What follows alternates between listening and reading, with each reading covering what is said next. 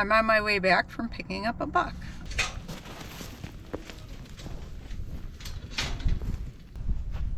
Oh, you do not look good.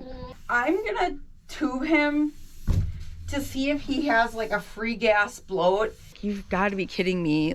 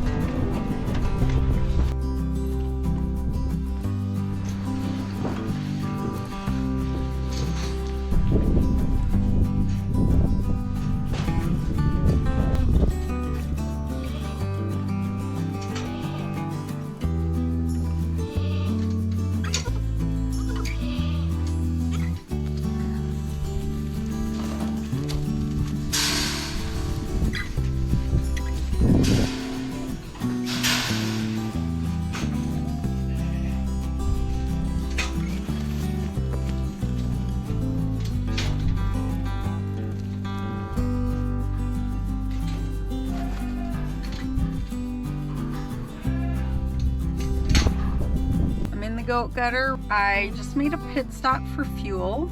I have the absolute slowest pump. I'm on my way back from picking up a buck. I don't know if you can see him or not. Hey buddy. Buddy. It'll be dark in less than an hour. So we made a really good dent yesterday in getting that metal on the back of the shed. We used metal and we got as far as we could, and then there's going to be a couple that we have to use a couple sheets to finish it up that have like holes and stuff in them. So we're gonna have to like overlap some. So he's figuring that out today. Oh, my pump's ready. So I'm gonna get back on the road here, and I'm gonna have to stop in the next town at a Quick Trip. I need onions really bad. I can't really make supper without onions. Good morning. It is a really nice mild day today. That's all gonna change. It's Monday, and I think Tuesday night into Wednesday it's supposed to get down to below 0. That's Fahrenheit, so I don't know, what is that, like -15 or -20 in Celsius, something like that. And then Wednesday's only supposed to be, I think, be like a high of 5. Mira, I think that's hollow under there.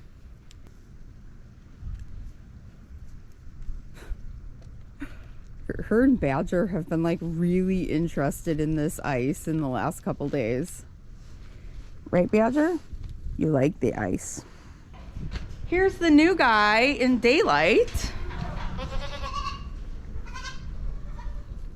Uh-oh, are you limping?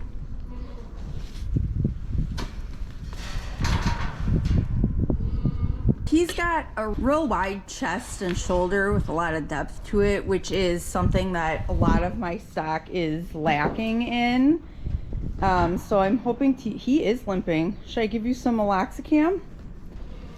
Who knows what he did in the back of that vehicle before I got him. I'll lift his foot up. It's really stressful when you move animals. So sounds like he's got a little bit of a cough. He was fine yesterday. I rode in the car with him for hours and I didn't hear one peep out of him. Yeah, you did hurt that leg. I'll lift his foot up. It looks more like it's his shoulder bothering him, but I'll give him some meloxicam. My guess is he kind of was screwing around in there. He was very quiet back in my car, but he had already had over an hour drive by the time I met them. So I'm guessing him and the other one were just fighting, or, you know, who knows. They slammed on the brakes and whatever. But I'm pretty happy with him. I know it's hard to see in here with like the shadows and stuff. He is a little on the shorter side, like he's not as like long bodied as I'd like, but the price was right, and he's got 2 teats only, which is like something to be proud of these days. People have done such a poor job breeding the maternal side of boar goats that so many of them have 4 teats, fish teats. I mean, like, it's terrible. ABGA's acceptable teat structure chart is like a total joke. I think that perpetuates part of the problem, right? I get that they're not dairy goats. However, they need to be able to raise kids. It baffles me what they consider acceptable, because I think if they threw a bunch of those out, it would throw 3/4 of the goats out of the show ring, and they don't want to piss people off. But I think the problem is that people think, oh, because ABGA thinks it's acceptable, it is. And I don't know. When you come from a dairy background like me, that is not acceptable in any way. Like, it's baffling to me. Look it up, their acceptable teat structure chart. It's ridiculous. So the other thing we got done this weekend was we got metal across the whole back of this building. So this is used metal we're using. That was from the building that he took down, that we use like the beams, the frame from. So you can see there's some screw holes and stuff like that, which whatever. So next summer we'll power wash it, caulk some of those holes up, and then we'll paint it the same color as this barn here. We did order new metal for the sides because we didn't have enough of that other stuff. So we did order new metal for the sides that's gonna match this barn, and then metal to extend this out. But that's a special order color. And my husband called, I don't know, like 2 or 3 days ago to see, like, when is this coming? Well, they never actually processed the order, because I said to him, I said, we just got the credit card bill and there's no charge for that metal on there. And he was like, oh yeah, I just called today and they never actually processed the order. So he's just gonna go in tonight instead of trying to do it over the phone, because I don't know, they're idiots. Here we've been waiting for over a month, thought it was ordered and it wasn't. No. You're not as agile as you think you are. You're a buck. Can I see?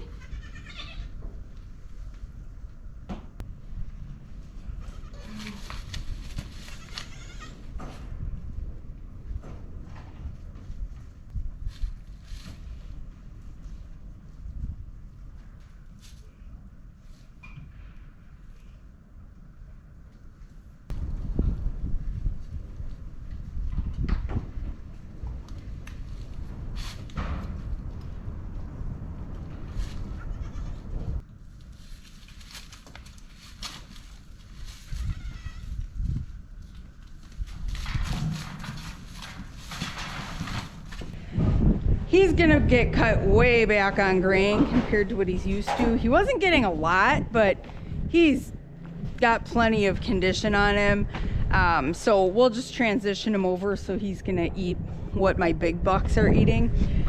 So today I've got all this piddly stuff to do that I don't want to do when it's cold. I gotta fill mineral feeders and bicarb, and I should fill this feeder for the bucks. I gotta fill the bucks hay feeder. Just kind of get all that stuff done, because it's just not gonna be something that I want to do when it's below 0. So I am pretty far behind at this point. I have been having some trouble with my feed flowing through my feeder.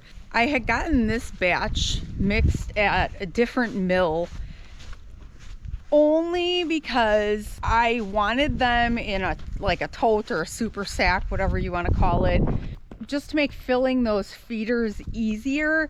The less handling I can do, the better. My current mill that I've always used, he just doesn't have the capacity to fill them. He's not set up for that. So the first one was okay, and now it started like clogging up my universal feeder. So their nutritionist came out and took a look at what it was doing, and we talked about some other options for me, some products they carry, different things I can do. She kind of went through my whole feeding program and looked at what I'm doing. She was here for like 2 hours. So I'm starving. I gotta go in and eat lunch and then finish up all my projects.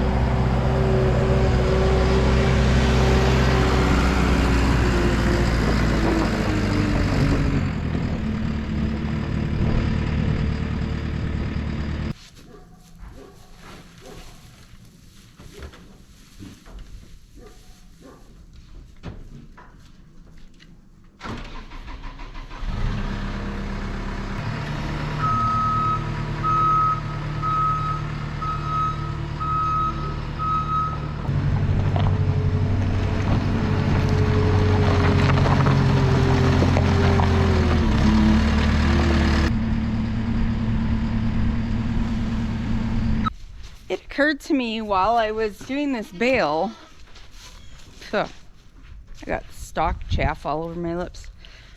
I haven't seen Buck out today. He's just chilling in his little house, which is unusual because it's a really nice day and you'd expect to see him out. So I'm gonna check him out. Oh, you do not look good. He's shaking. I'm gonna have to pull him out of there. Honey, can you get up? I'm gonna have to pull you out to give you an exam. Come on.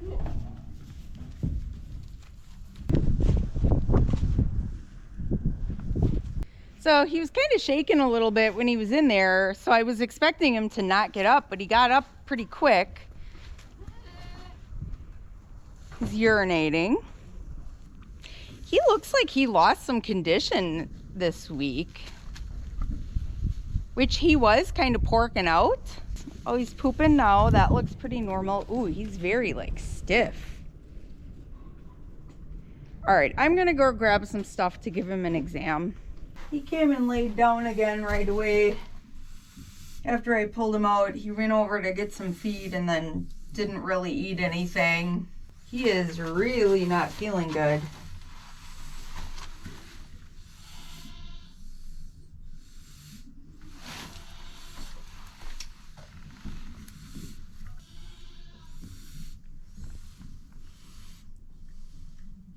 Okay, so 103.8. His stomach is completely empty, but he's got a little air in it. And he's very burpy. And he just regurgitated a shitload of liquid. But when he stands up, he doesn't look bloated at all. But he feels bloated, like his belly feels bloated up. Oh, honey. I'm gonna tube him to see if he has like a free gas bloat. He feels like it's got a really high ping to it, and he just sounds completely empty.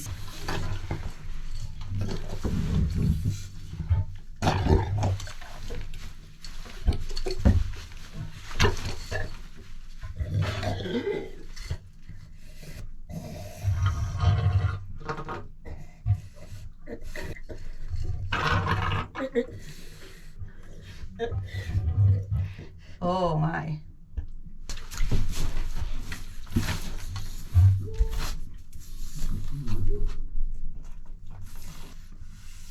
Oh man, that went down a lot. It didn't seem like it was that like bloated up, but he did lose a lot of air in there. Hey, I'm sorry Mom missed this till afternoon.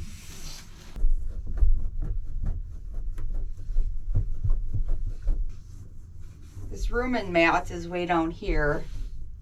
Well, you don't even sound like the same goat. Do you feel better? When I listened to him before, it was like pinging on a balloon. All right, so my beef vet called me back and we talked through it a little bit, and he said if there would have been an obstruction that I wouldn't have been able to pass the tube down to the rumen that easily. to get the gas off. So he said that's probably not it. But given that he has also a elevated temperature, he's assuming he probably has a respiratory infection. That vagal nerve gets inflamed and like reduces rumen motility, which I did know that. Sometimes I need somebody to talk this stuff through.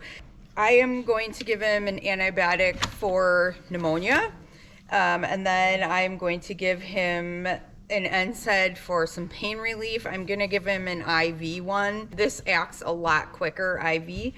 And then I'm going to give him some mineral oil to try to get moving. I'll more than likely have to tube him again tonight because I'm guessing there will be more free gas that builds up. But hopefully with an NSAID and the antibiotic, we can get that inflammation down and get things functioning again. Okay, so he probably weighs...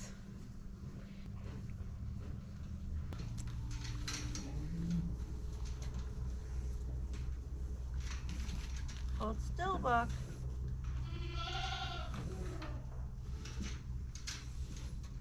Good morning. I gotta check on Buck right away and see how he's doing. So my other vet called me back last night. You know, this is the nice part about having two vets is they might not always agree. I mean, they both agree, yes, he had free gas. The question is what is causing it? You know, one is kind of more on the side of he probably has pneumonia, and the other one is not convinced of that. They're also going by what I'm telling them, right? If they were here, they might have a completely different opinion. Both are in agreement on what's going on with him in terms of what I'm seeing. It's just what's truly causing it. So we're gonna check on him. I hope he's still with us.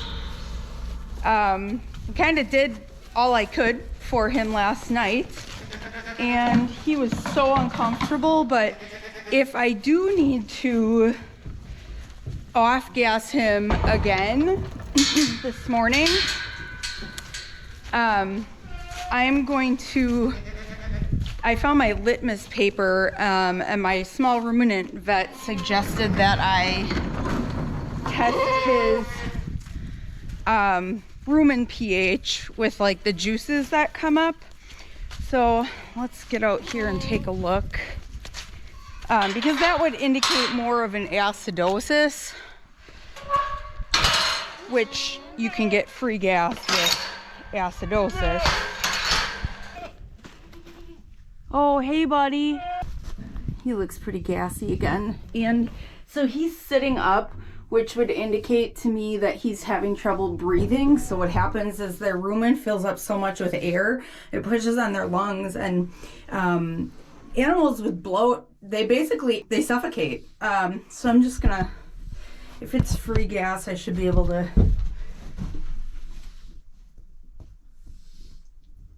Oh, maybe not. I'll get my stethoscope. How are you feeling? I'll give him another exam. I actually was just really worried I would come out and he would be dead because he felt so awful last night. I did come out later last night to check on him and make sure that, you know, he didn't need to be tubed again. I'll probably give him mineral oil again this morning to try to get stuff moving through his rumen. When they have like low gut motility, you really want to get stuff moving as fast as you can through there.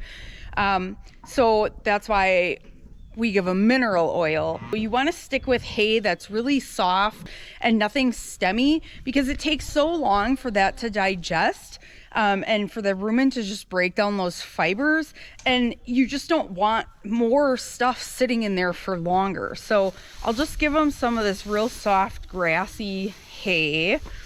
See if he wants a handful of that. Buck, are you hungry? Oh, he is a little hungry. I mean, he's definitely uncomfortable yet. Yeah, see, this is what they do when they feel like crap. Like, he's hungry, he wants it, but he just can't. They nestle their nose in it, and they just, like, can't make themselves eat it. You gonna nibble it? Oh, good boy. He'll probably spit it out. He is munching on that. So I'm going to leave him alone for now. I put his water in front of him. I'm going to get going on the rest of chores. And in probably like 45 minutes to an hour, I'll come back and get him up. And I'll see if I need to tube him again. When I pinged on his belly, it did not sound like he had any free gas. So I'll just leave him alone for now. He's not at high risk of either acidosis or pneumonia. I mean, it's really unusual for an older animal to get a respiratory infection unless they've had some type of stress event in their life. You know, they've been moved, more like a shipping fever pneumonia, some big change. They've had zero changes in their life. They've just been in here getting fat and happy. Because I have the universal feeder, he really is not able to like gorge himself on feed. He's not at a high risk for acidosis that way. So like both acidosis and pneumonia are highly unlikely for him. I mean, they're literally on grassy hay. It's bizarre. He's not old and frail. He's not really old or really young, which would put him in like higher risk categories. I don't know. My small ruminant vet kind of jokes because she's like, you always get the most bizarre things. They don't line up with like the situations that my livestock are in, and the vet's always like, you've got to be kidding me. Like, I used to joke with her, when she was like newer to being a vet, 8 years ago. I'm like, boy, you should be paying me. You're really getting an education on my place. Back then I only had 4 does, and I was like constantly calling her with super bizarre stuff, and she's like, that doesn't make any sense. Like, I don't understand.